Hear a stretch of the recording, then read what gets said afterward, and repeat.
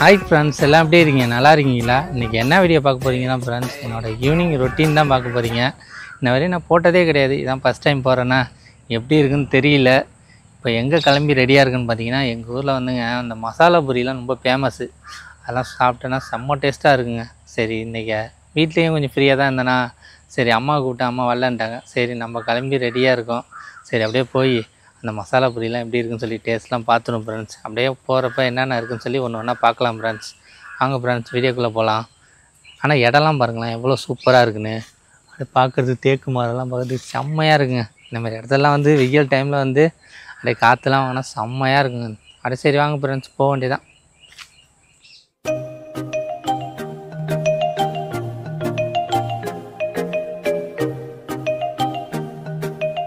பாருங்க மசாலா பூரி வாங்கியாச்சு.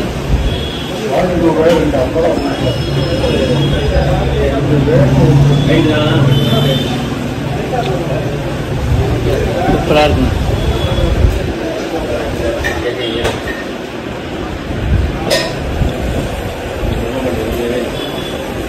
அது கூட சமோசா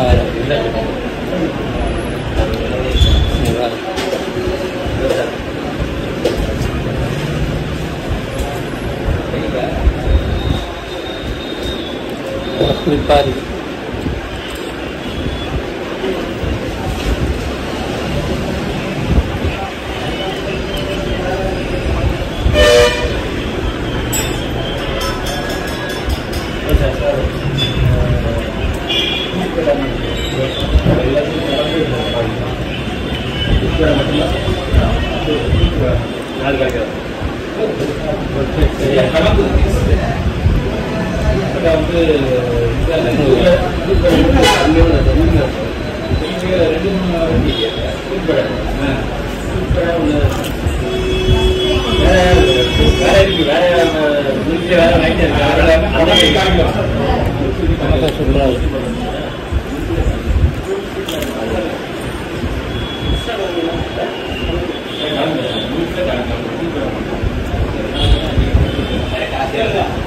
நல்லா இருக்கு.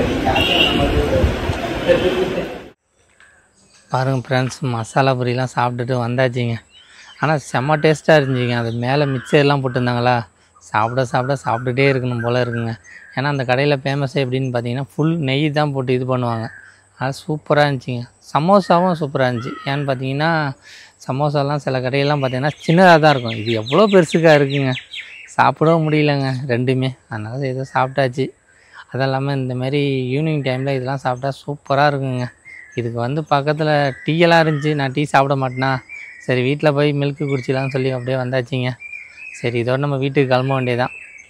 அதான் ஈவினிங் டைமில் இந்தமாரி வெளில போனால் சூப்பராக இருக்குங்க. ஏன்னா கிளைமேட் அந்தமாரி இருக்குது. அதான் 5 மணி வரையுங்க வெயில் ஓவராக இருந்துச்சு. 6 மணிக்கு கொஞ்சம் சூப்பராக இருக்குங்க. சரி நம்ம இதோட கிளம்ப வேண்டியதான். எப்படி இருக்குன்னு பாருங்கள் பேக்ரவுண்ட்லாம். இந்த ரோடு எப்படின்னு பார்த்தீங்கன்னா, இந்த ரோட்டில் தான் நான் சப்போஸ் வெளிலக்குள்ளே வந்தேன்னா இங்கே வந்து காற்று வாங்கிட்டு அப்படி போவோங்க. இந்த ரோடு சூப்பராக இருக்கும் பார்க்குறதுக்கு. சரிங்க நம்ம கிளம்ப வேண்டியதாங்க. வாங்க.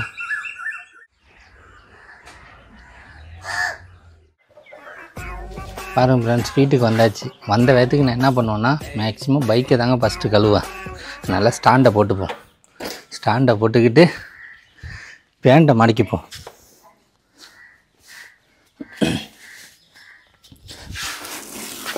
மேக்ஸிமம் ஏன்னா வந்து எனக்கு பைக்கில் வந்துங்க அந்த அழுக்கெல்லாம் எதுவுமே இருக்கக்கூடாது, எப்போவுமே புதுசாகவே இருக்கணும். அதனால் வந்த வேகத்து கழுவிடுவேன். கழுவுனா தான் நம்மளுக்கும் கொஞ்சம் நல்லா தெரியும்.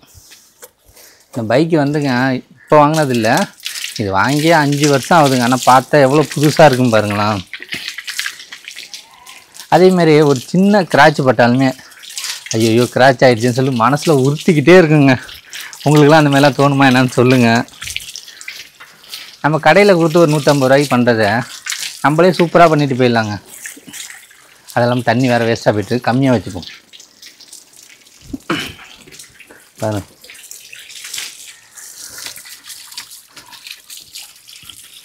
இந்தமாரி தாங்க இருக்கும் என்னோடய ரொட்டீன்லாம். இந்தமாரி ஒரு வேலை நான் பண்ணிக்கிட்டே தான் இருப்பேன். சும்மாவே இருக்க மாட்டேன் வீட்டில் மேக்ஸிமம். நீங்களே கேட்கலாம், என்னடா ஒரு சேருக்குது எதாவது இருக்காங்கன்னு கேட்கலாம். லேசாக ஒரு சின்ன மண் இருந்தாலே நான் கழுவிடுவேங்க.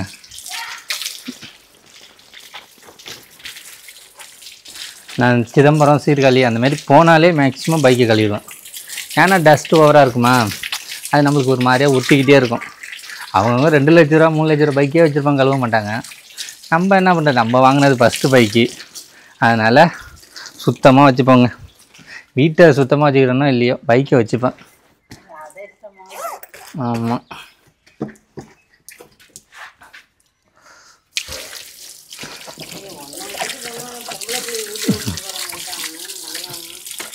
ஆமாங்க, எல்லா வேலையும் பார்த்துருவோங்க, எதுக்கும் வெக்கலாம் பண்ண மாட்டேன்.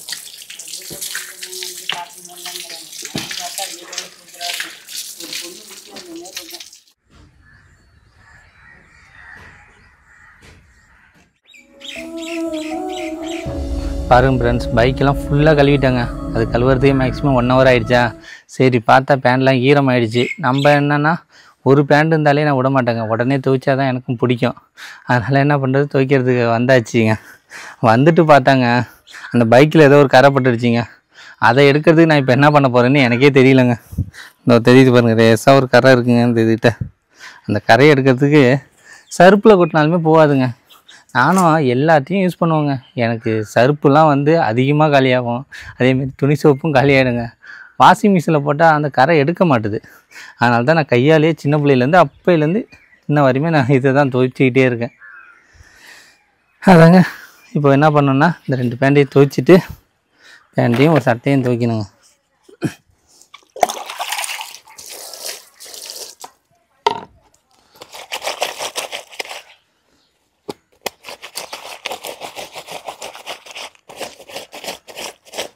அதான் வெள்ளை பேண்ட்லாம் மெயின்டைன் பண்ணுறது ரொம்ப கஷ்டமாக இருக்குங்க.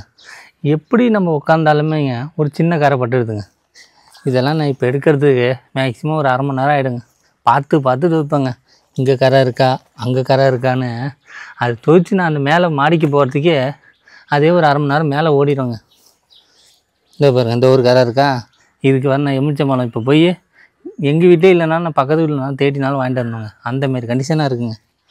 இதெல்லாம் விடாதுங்க. இப்போ ஐயோ, அடுத்த வாட்டிலேருந்துங்க இந்த மாதிரி சாக்ஸு போட்டுடலான்னு நினைக்கிறாங்க. இதை போட்டுட்டு போனால் தாங்க பெட்டரு. பேண்ட்லாம் மெயின்டைன் பண்ண முடியல. அதுவும் வெய்ய காலமா, வேர்வெல்லாம் வடியுமா, அந்த டைமில் அந்த அழுக்கு ஓவராக பட்டுருமா, அது ஒன்றுமே பண்ண முடியலங்க.